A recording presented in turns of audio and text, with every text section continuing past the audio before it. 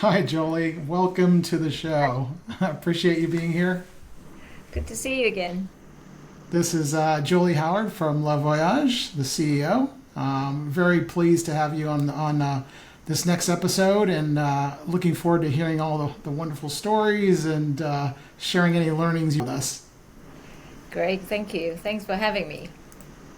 I wanted to start off by just introducing you to the audience so they get to know a little bit about you, about your business, and what's top of mind for you. Just go ahead and introduce yourself and maybe tell us a little bit about what drew you into the industry you're in and how you got to become CEO of the company. Sure.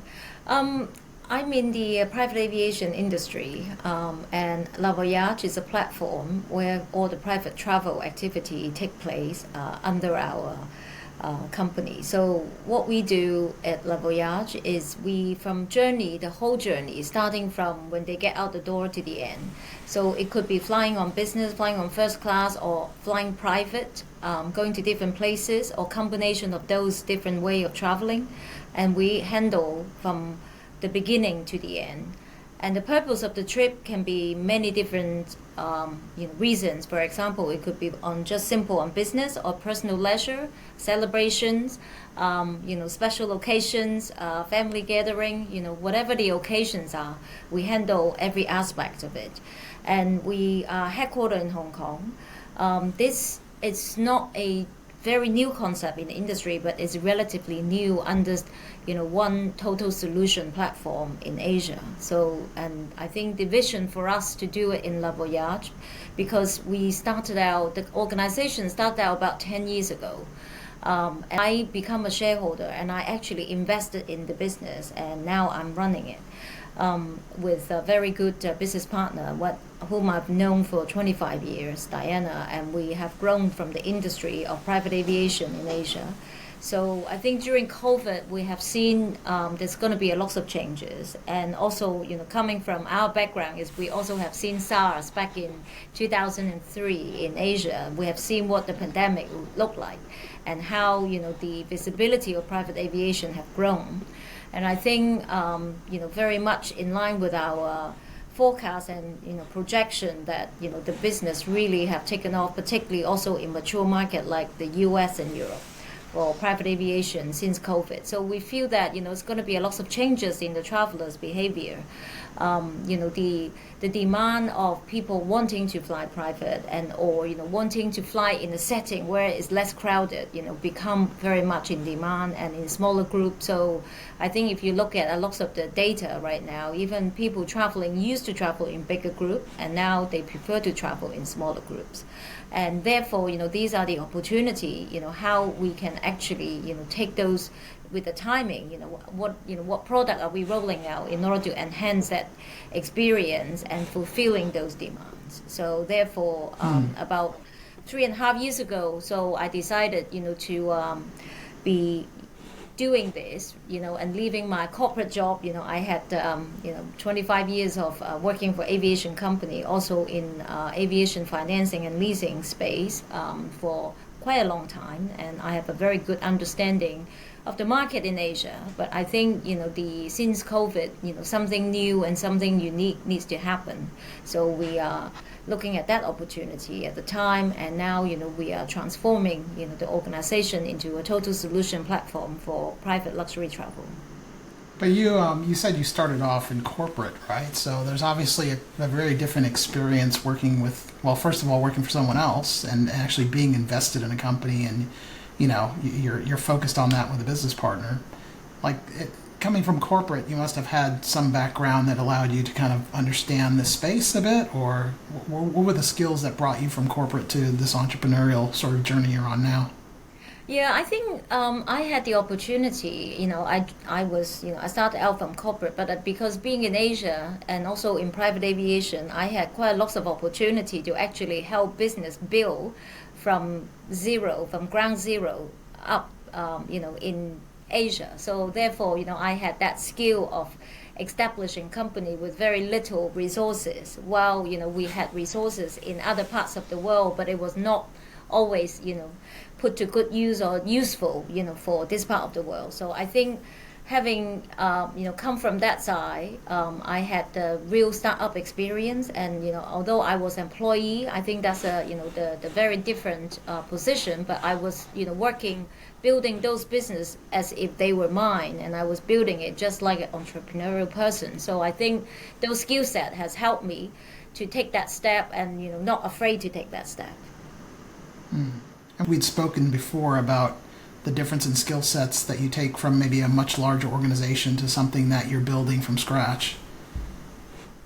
Yes, so in that context, absolutely. So, I was leading different organizations, and, from the start, probably I was the very few employee, but then, when for a number of years the journey developed, then we become a much bigger organization. Then, of course, I also had the opportunity to excel, get promoted, in my own capacity. So, before I was in La Voyage, I was the CEO at Aviation Asia. That we operated 50 aircraft, and we had hundreds of employees, including lots of the pilots and engineers and flight attendants. So we were quite a big, sizable organizations.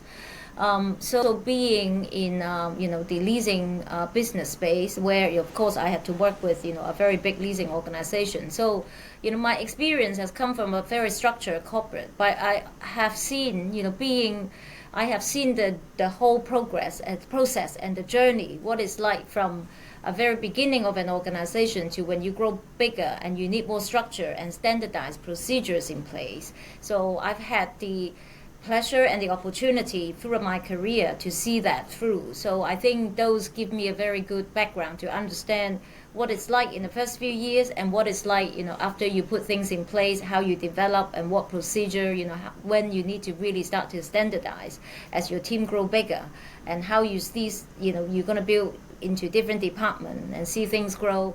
And I think my skill has always been working through that.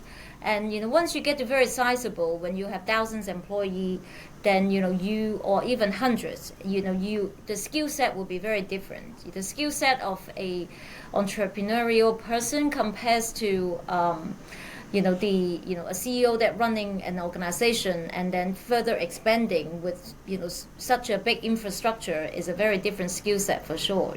Because then you have more compliance to worry about. You have a lot more different department, different business line, that have to think about. So, your scopes are much bigger, and you may not be as easy to make a decision. You would need a lot of people buy into, something you want to do or make a change or even developing a new product. When you have 10 people, it's very quick decision. You say, look, we're going to roll this out, and, it's going to be out in the next 2 months. But, when you have hundreds and thousands of people, that discussion is going to take many meetings, right? So there's lots of stakeholders exactly. You're managing at that point, right? Yes, and competing and priorities. You need people to buy in, support you, give you the resources. So it's a very different, the very, very different skill set. And I think, not every founder of a business will have that skill set. There's lots of founders have lots of energy, have visions. They're visionary. They really can see things through. But then, to see how you can see yourself, or the product, from day one until, 5 years or 10 years later, the skill set, and then how, particularly some of the amazing business that can actually, make a change in the world, and that's very, sizable. And, it's not someone who can just, it's not just a visionary's job. It's someone who can implement, someone who has the skill set to be able to mobilize in different environment and also different jurisdiction, right? So, different country, when you run international business, you need a lot more understanding about the international environment, dealing with people in different language, culture, legal system, etc. That's a lot. So your team today is built up of many different cultures. Is that right? Or I'm sure you're dealing with partnerships around the world and people of different countries. Yeah, it's a combination actually. Our industry already, particularly what we do is very international. Although, the client perhaps is from this region, but because involve travel, so we actually go around the world. We do things in South America tomorrow. We have flights in, North Asia, and then we will have client now in the US and need to fly, do a trip in Houston. So it's all happening within, a very short space of time, and every day is different. So we now the way we are building the team is we try to get people with more international background and exposure, so they all bring in their very usefulness on their own understanding. Because if you grow people from one region, for them to understand those, it's not that they can't, it's just going to take time, right? So but if you got a pool of people who have all the understanding, and you probably cover 5 continents already, and in order to build, then you're much quicker. So I think right now we are the team currently, we're bringing people who have vision, that share the vision, that how we want to do things, and have the skill set to be able to expand into as we grow bigger. And they will be able to manage people coming into the team. So at the moment we really picking out people who have that entrepreneurial skill and thinking to grow the team. So I spent some time in luxury hospitality working at Six Senses in the past. I was the head of learning and development for them. Oh, so, yes, I remember. That's right. Yeah, that's right. And I do remember working in, with many cultures, and traveling a bit around the region. And it's exciting. I think it's, you see different perspectives depending on the culture, depending on the role, the position. How do you see luxury travel changing, other than like people traveling in smaller groups? And things happening at the last minute, but there's still that need for that level of personalized service that's very tailored, very unique, especially if you're dealing with high net worth individuals. How do you see that changing moving forward in the next several years? I think the change is really the market, expanding, because I think a mature market like the U.S., and some parts of Western Europe, people are very much used to understanding the detail. What is really luxury? I think the luxury, everybody defines luxury differently, right? So if you have some developing country, if they feel luxury, if they stay in a 5-star hotel, for them it's already luxury, because they may not have those in their hometown, and to be able to experience that, that's already very luxury. But then in the travel space, it's really the in-depthness, that how people travel, is to go somewhere to understand the culture, to be able to see it firsthand. Yeah, that experience now is really, it's as market maturing. So we see emerging market, like the Far East, like Middle East, they want to experience more of other culture than just go to a destination and stay in a 5-star hotel. They want that journey to be more meaningful. They want to understand how people grow plants in that place, and they are able to speak to the owner of the farm. Or they go into, just like has been very popular on the wine tasting, what is more enjoyable is you're able to speak to the vineyard owner, and they tell you about the history, about how they do it and why they do it differently than the others, right? And how much heart and soul they put into it, and how early they get up in the morning and then check on everything if it's okay in the farm. So that is those details that makes people really appreciate the time they spend outside of their comfort zone. So I think that now is really that defining what really means to be luxury, is to be able to spend the time and the efficiency, and then in a setting where you get the attention, and in a small setting, and that is really luxury. And that often also comes with a price, because in order to mobilize all these things, bespoke services, and having people on hand to take care of them, to organize, and then arrange, and for you to speak to the owner of the the farm or the restaurant, that they it needs to be taking a lot of time in advance to arrange. So I think this type of thing is what what is changing, is more demand on those. It's more in depth, and also people are traveling to further afield. We see a lot of our customers say they from Middle East region, they go to Europe a lot, right? I'm sure a lot of our counterpart would agree. But now we actually need to cater ourselves in Far East, in Asia, to welcome them, and also cater our culture to understand the religious side of the requirement, and making sure the product we provide, and the planning we do is all taking into those consideration. And a lot of people think it's very standard, because they've been going for decades for those places, but now they're coming to new places. So I think the change is more people moving in different direction, the new markets. And since COVID, people going for longer journey rather than in and out for 3 or 4 days, but they're actually taking longer time, to enjoy that experience. So I think the changing is really, people have different, perspective in life. Even our sector of service of people are struggling to hire actual workers, and because since COVID, lots of people have changed job. They want freedom. They want to be working from home or working remotely. They don't want to be tied into an office, and they want to, enjoy their life. So the life, the health, all that perspective is really changing in people's head now. Whether you're working for someone or whether you are, owner of, company that you employ many people, they all want to have more their own time and space. Since I think there's a lot of, changing in that perspective. So the trend, what we're seeing for us is really the demand of, the pattern of the traveling are changing. And also, and the expectations of the employees, right? I mean, to find the people that are able to provide that level of service that's very tailored, very bespoke. Maybe it's at a demand at a very last minute, and you have to kind of throw things together, I'm assuming, for some individuals that want a unique experience and they want it now.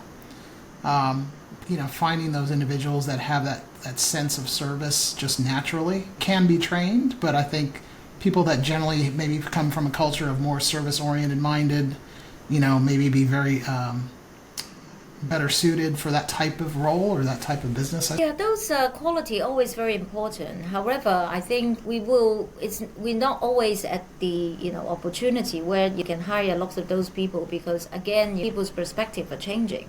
So how do we make sure that bespoke service that we can provide? So therefore, I think we have to look into more technology support. What more we can do in that planning. Are we able to have technology that help us to provide that personal touch while we have people to do it? We have people leading the process and designing that process. But are we able to have the technology, in order to deliver that process, right? Deliver that service. So therefore, if something happened, when you click a button, someone is there to help you. Someone is there to understand what you need, rather than just the so many online platforms. You just book a ticket, click, click, click is easy. But the problem is in bespoke travel, things happen, and when there's no one picking up the phone at the end, that is the most frustrated, experience. So I'm sure your customers are not ones to want to book like on their own, like they would be going to an online booking system as much. They would probably want that personalized service.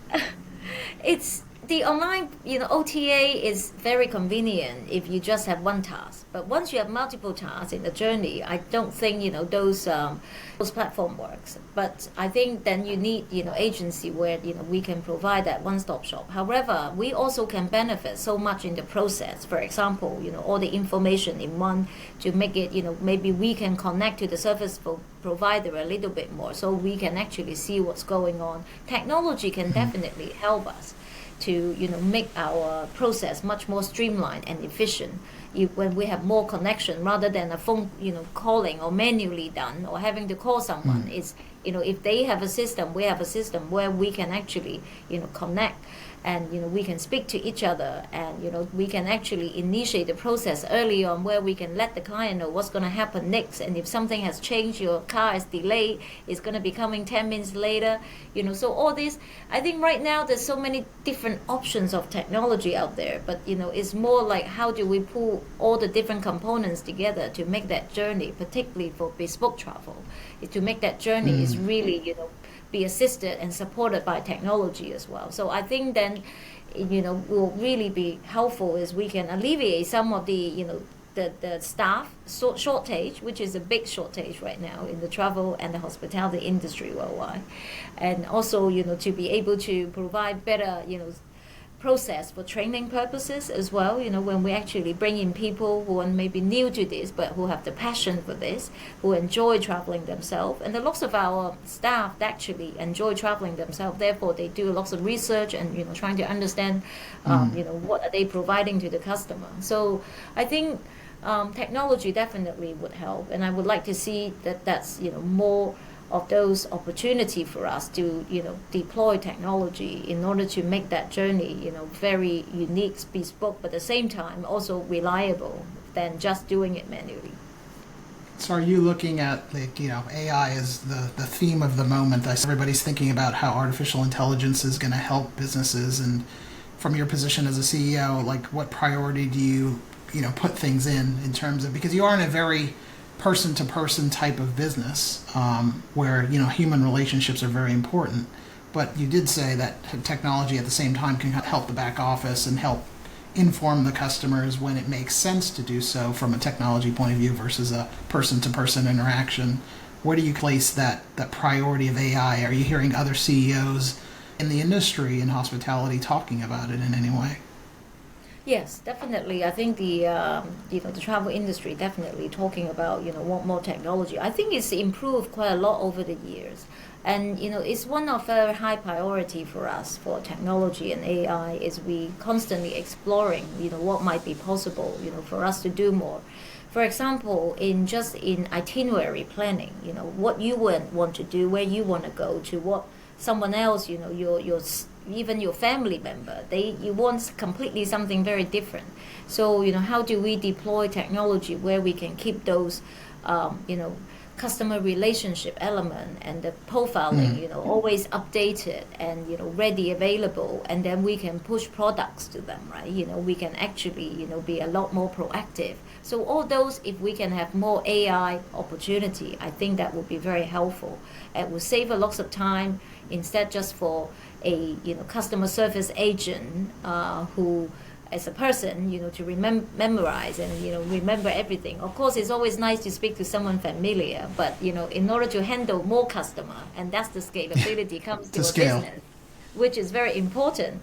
If you can only handle a handful of clients, then it's very expensive cost, right? But if with technology, one person can handle many clients, then would make us also more efficient. So save costs on human, and while deploying technology. So all these are great opportunity. We love to be able to find more, explore more, to be to actually understand what might be available out there. So yeah, as a CEO, as trying to grow this business, it's a very high priority to use technology as much as possible and to really roll out. That's another challenge as well, is the time it would take for us to do that. And a lot of the time we always want it last month, yesterday, rather than planning it, the quicker the better. So it's always a racing game, because the quicker you do it, then you also will be more dominant in the market with those. Well, it's how you're managing the journey for the customer, or in the technology in the back office. It's just a constant cycle where people have to be thinking about how do I improve this for the customer ultimately all the time. And if you take care of the customer, they'll take care of you, right? Exactly. And I think the big race is really the first one to do it. Anything, it's going to be people who follow you, it's going to be people who, watching what you do and try to do the same, So, for me, over the years, I don't really worry about what people will follow, but rather I want to be as innovative as possible and find the right positioning for us and roll out the product we can, and really gaining time. It will always be someone to want to copy. So that doesn't worry us. It's actually good. It maybe help us to continue to improve, but you are gaining already. In the race, you're already ahead of others. At the end of the day, you're racing with time. Often whatever you develop is come with time, right? So if we can be out there, we can grab the market share. We can launch the product. We can grab the client, and I think then that's our goal, and so that we can build that loyalty and the engagement and be the first one. So then, in your previous experience, you were in a much larger organization than you are working now. Partnerships are important in both companies. Specifically, when you're in a smaller organization that you're growing and trying to scale. And you mentioned you've got a lot of geographies. You mentioned South America, and you mentioned Middle East, and you've got people all over the place trying to service customers. So then you have these partners. How important does that play? Like, how do you manage all of that, globally, and these partnerships? Yeah, it's very, very important. And the partnership are all in different folds. They're from supplier level, from distribution network level, also, from a even sharing resources level. So, and, from also having customers, right? So I think the partnership are all in many different fold and level, and cross industry as well, that people in a similar platform For example, we work closely with the yachting industry, because that's, we share very similar customers. So therefore, under our concierge service that we also utilize, those products. Of course, I will not claim we are the yacht expert, but we are travel, lifestyle, high-end travel expert. Then at the end, that is really tied into, that lifestyle. We share lots of clients. So I think partnership are very important, for our growth.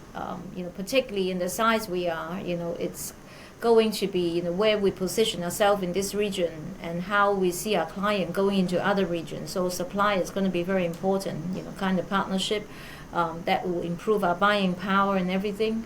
And also, the leveraging the platform, like I mentioned, like the yachting industry or something similar, even hotels, we have a lot of referral business. We help them to build, their credibility by providing the service to the client. At the same time, we utilize their service to fulfill our clients' need also. So, it's a very closely tied relationship. So partnership is very important. And then plus, maybe similar people doing what we do, but then they understand this type of business, but they're covering a different region, so that kind of, leveraging the resources is definitely very important, so that, we have strong partner until, of course, when we build our own infrastructure, in the region where we feel that will warrant those investments. So yeah, they are very important. So in terms of go-forward strategy for you, are you looking for M&A or are you looking to grow organically? What do you see this business going outside of Hong Kong and then the regions you've mentioned?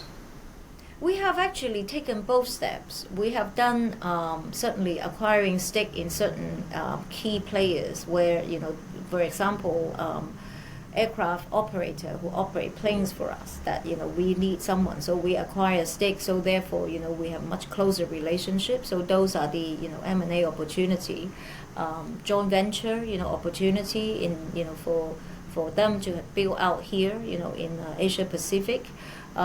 So both, I think organic growth, putting in our own infrastructure like sales offices and customer service, and then to build we are looking at a few regions at the moment, in order to expand, within the Far East. So we deploy both, strategy in order to grow. And I think, they all have different pros and cons. With M&A, you grow faster. You get into someone's resources much faster.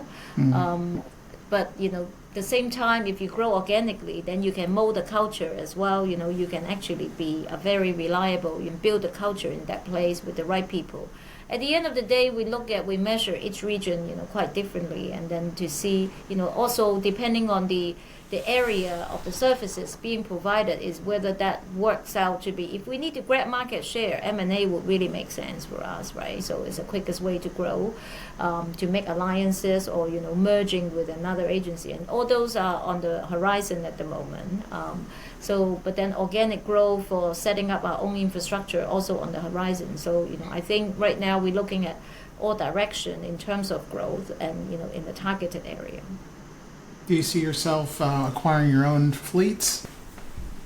Yes, we do. Actually, that's part of the plan. We will have our own branded products under our platform. While there's no one operation, not one airline can conquer the world. That's why you have the Star Alliance. You have the One World. No airline can fly around the world, because just purely is not possible.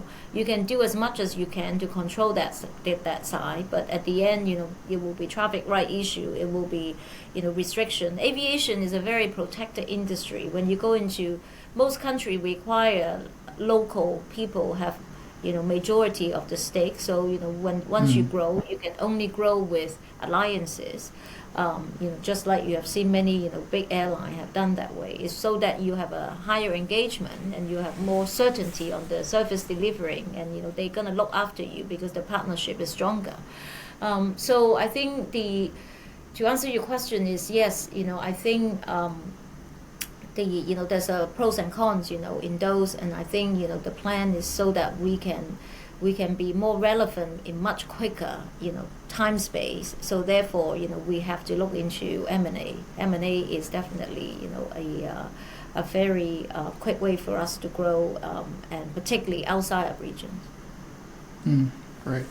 Well, we're running close to the end of time here, so I definitely want to thank you and maybe leave you with um, one more question. Is like if you were to give some advice to somebody who's watching this and they're looking to get into the ultra luxury travel industry, and they have a passion for servicing guests and clients with these bespoke tailored services. What would you give some of the advice? Because you said there's a talent shortage, so what would be your, I guess, your pitch to the people that are looking to come into either your company or into the industry? Yeah, I think the certainly the attraction is a very exciting industry. If you don't want to be very predictable lifestyle, every day something new happens, something is changing. So it's actually very exciting.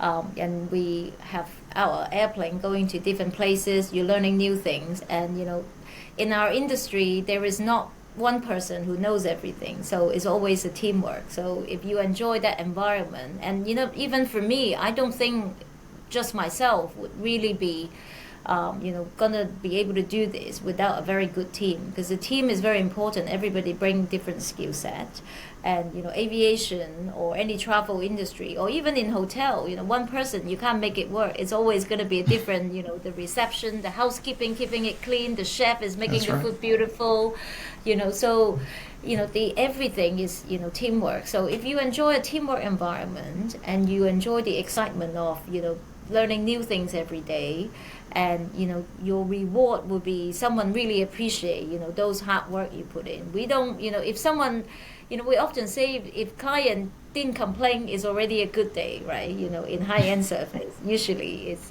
if they complain, then some area you can improve, but if they didn't complain or even they say thank you, that's really going to make your day. So I think it really keep our feet on the ground in this industry, although it sounds very glamorous, but there's a lot of hard work put in the background. So I like bring people in, but I think the key thing is for being in our industry is not without hard work, but there's a lot of reward by having the excitement, and also to be able to see places ourselves. And I think for people who are passionate about this, that's fantastic. And I think the other advice is our industry, particularly, there's quite a few more entrepreneurial people, because most of the industry comprised with people are medium-sized, small to medium-sized agency. The large one will probably through M&A have grown bigger, but actually the operation is very localized. So at the end, the excitement is you're not really never working in a very, very big organization. You're always working in the regional level of the operation, where there's a lot of decision making. We empower our people, make decision on the front line and make the right decision for the client. And this type of thing, I think these days, compared to some organization, they're so big, but you just following every step is quite rewarding. So I think the answer is it's very exciting. It's really can build lots of those entrepreneurial skills, and I think it's a good setting for people. Even though over COVID we have lots of independent advisors have come out in the industry, it's just having a bunch of clients they represent, and therefore they can provide a personalized service, and then they can make a business work for themselves, even with a small team. So I think doing what we do, it has lots of opportunity. So I think very happy to share more next time if anybody interested. But I think I am converted, so I hope there's more people will be coming. So it's about teamwork and working with many cultures and innovation and lots of differences every excitement day. and the glamour. It's not just the glamour; it's also the hard work. So I'll let you get back to work and that hard work. But thank you so much for the time you spent with me today, and loved learning about what you're doing there at Le Voyage. And hopefully we'll see you on one of the jets sometime soon. Yeah, thank you, and you'll be very welcome. Okay. Thanks, Sean. Thanks for having me. Thanks, Jolie. Thank you. Bye now.